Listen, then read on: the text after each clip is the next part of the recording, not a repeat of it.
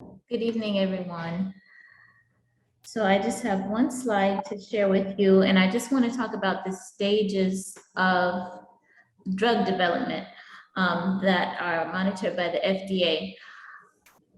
Once the drug is discovered, it goes through what's called a preclinical research. And for Pfizer, they did preclinical research even on primates and mice, and Moderna did theirs on mice. So it's tested in the animals to see how the animals react before it even gets to the clinical research phase.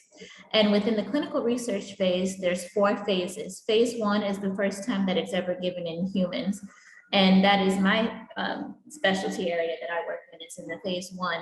And even within that phase, we're looking at the safety of the medication when we give it to people, and it's in very small groups. We even start out, when it's a true first in human, you only give it to 2 people, and one of them is a placebo first to see. And then if that's how safe, there's no serious side effects, then we move on to a larger sample size. Usually you don't get any more than 100 in a phase 1 study. And that is looking purely at safety. And we see all of the possible side effects at that point. After it's deemed safe, we can move on to phase 2. And that can be up to several hundred individuals. And you're testing it in the special population for which the drug is being developed. Again, in the phase 2, you have to pass all of the safety. You're looking at safety, and you're looking to see, is this medication doing what we think that it's doing?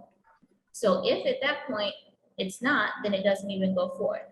So then there's phase 3, and that is up to several thousands. And back in November, when we heard about the high efficacy rates from the Pfizer and the Moderna vaccines, that was based on phase 3 studies. The Pfizer at that time had already been given to over 40,000 individuals. So it's not like we just had just a few people and we're thinking that it's okay. That's already a very large sample size for something like that. And what we are in now, even though, so the FDA, after phase 3, the FDA gives, the pharmaceutical company applies for new drug application. They apply for the medication to get approved. So in our case with the vaccine, the FDA gave emergency approval, and the vaccine has now been given to so many individuals that we are in what's called a phase 4. In the world of non-emergency, after you get phase 4, it's after the FDA has already given official approval, and you just continue collecting more safety and efficacy data. So that's where we're at now. To share that information really quickly with you, to see that there was a process, and it's a very rigorous process to get to the point where we are today.